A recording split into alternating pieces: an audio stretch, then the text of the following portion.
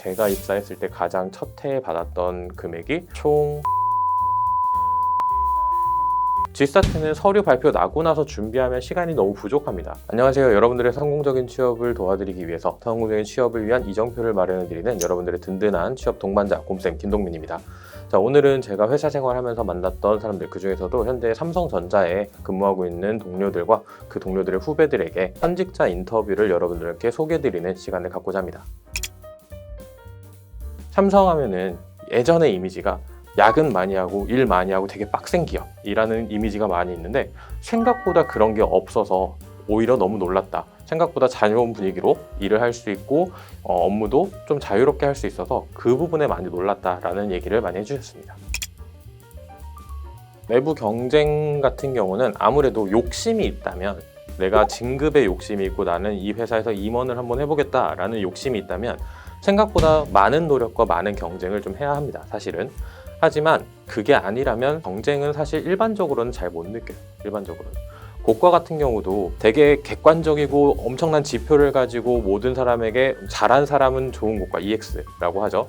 EX를 주고 그 다음은 VG, 그 다음 GD, 그 다음 NI 같은 걸 줄 것 같은데, 실제로 그렇게 객관적으로 평가를 하는 부서장은 그리 많지 않아요. 왜냐하면 어느 정도의 진급 같은 것도 신경을 좀 써줘야 되고, 부하 직원들 모든 사람들의 사기 진작도 해줘야 되기 때문에 너는 일 못하니까 무조건 너는 NI야, 너는 마이너스 고과야, 막 이런 거를 줄 수가 없다는 거예요. 어느 정도 이 정도는 했으니까 너 그래도 다음에 내년에 좀 더 열심히 해 라는 것들, 응원의 격려의 내용도 포함을 해서 고과가 매겨지기 때문에 정말 뛰어난 사람, 정말 눈에 띌 정도로 업무를 많이 하고 업무를 잘하는 사람이 아니라면 사실 경쟁 같은 거는 크게 신경은 안 쓰셔도 괜찮을 것 같습니다. 아무래도 채용 정보를 낼 때, 공고를 낼 때 어느 정도의 초봉에 대한 정보도 같이 주기 때문에 그건 여러분들이 그 자료를 참고하시는 게 훨씬 더 정확할 거고요. 그 외에는 야근 수당이라든지 주말 근무 수당이라든지, 또는 삼성하면 PS, PI 이걸로도 굉장히 유명하죠. PS 프로핏 쉐어링이라든지 이런 것들. 가장 최대로 받았을 때 특별 성과, 특별 보너스가 없다고 했을 때는 연봉이 기본적으로 있고요. 거기에 PI라고 해서 1년에 2번 정도 추가로 주는 월급 정도 수준의 금액, 보너스가 또 있고, 거기에 이제 최대로 받는다면 PS가 50%까지 나오는데, 이 50%는 연봉의 50%. 그러면은 연봉 있고 50% 더 받고 거기에 PI까지 받으면 대략 제가 입사했을 때 가장 첫 해에 받았던 금액이 총 6천, 7천만 원 정도 됐던 걸로 기억을 해요. 10년 전, 12년 전이죠, 정확히 말하면. 지금은 그거보다 훨씬 높겠죠, 아무래도. 몇몇 분들의 말은 도대체 어떤 경험이 회사에 와서 도움이 되는지 잘 모르겠다 였습니다. 솔직히 말하면 우리는 그 회사에서 어떤 식으로 일을 하고 어떤 과정을 거쳐서 어떻게 업무가 진행이 되는지 알 수가 없습니다, 그 회사에 입사하기 전에는. 그렇기 때문에 거기에 맞는 경력, 맞는 경험을 쌓는다는 건 사실상 불가능해요.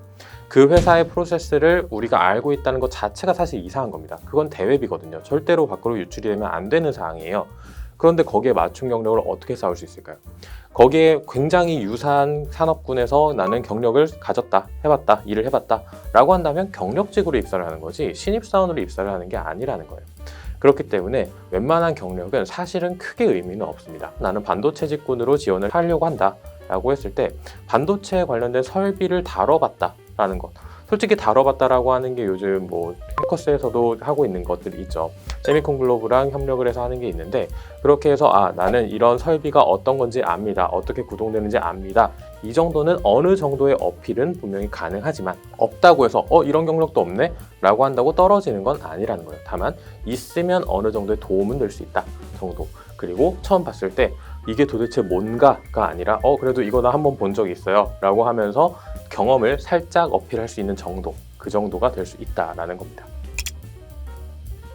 기업 분석이나 직무 트렌드 같은 경우는 가장 많은 정보를 얻을 수 있는 곳은 일단 삼성전자 홈페이지, 삼성전자에서 제공해주는 유튜브, 삼성전자에서 제공해주는 보도 자료 같은 것들, 이런 것들을 여러분들이 한 번씩 읽어보시는 게 굉장히 중요하고요. 그 외에 산업의 트렌드 같은 경우는 그냥 신문 같은 거, 신문이나 인터넷 기사 같은 거를 주기적으로 계속 꾸준하게 읽어보시고, 반도체 같은 걸로 좀 국한을 짓는다면 트렌드 포스 같은 이제 반도체 산업 트렌드를 발표해주는 기업들이 있거든요.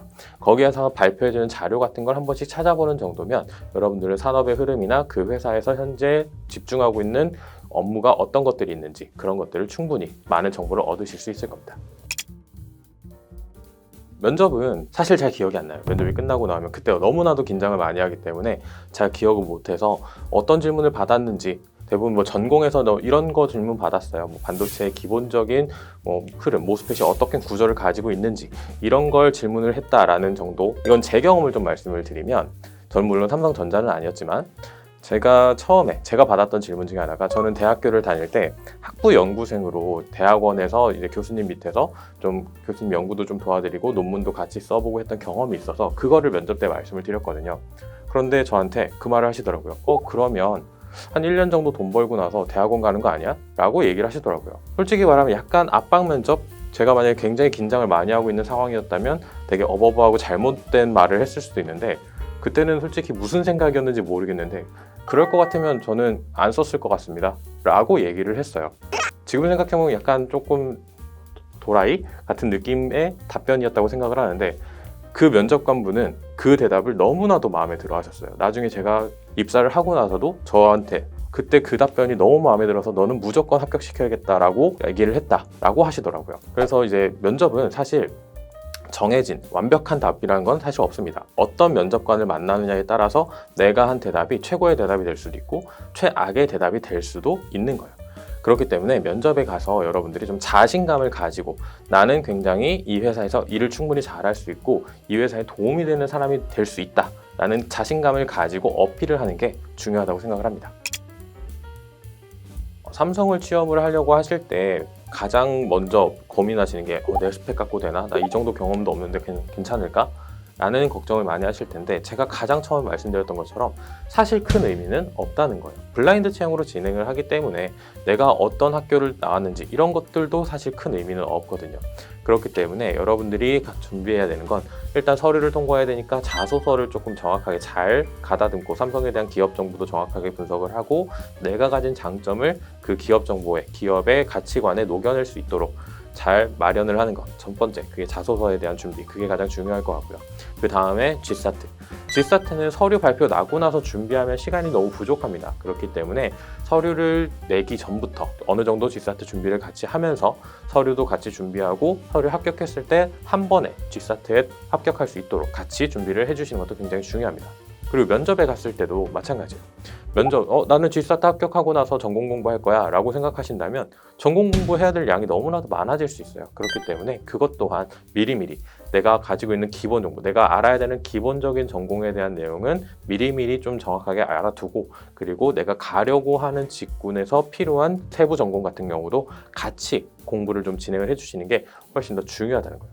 구독, 좋아요, 알림 설정. 지금까지 여러 사람들의 인터뷰와 저의 경험을 같이 이제 좀 버무려서 여러분들에게 소개시켜드리는 형식으로 이제 이번 영상을 진행을 했는데, 말씀드린 것처럼 준비하시기 위해서 필요한 영상들 그리고 필요한 강의들 같은 경우는 해커스 잡에도 굉장히 많이 있습니다. GSAT를 준비할 수 있도록 김선 선생님이나 복지훈 선생님의 수리나 추리 영역에 대한 내용들도 이제 영상으로 제공이 되고 있고, 제가 찍은 이제 반도체 영상 같은 경우들도 있고요.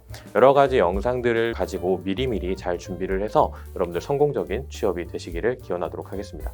그리고 마지막이니까 역시 구독, 좋아요, 알림 설정 꼭 부탁드리도록 하겠습니다. 지금까지 시청해주셔서 감사합니다. 이정표의 김동민이었습니다.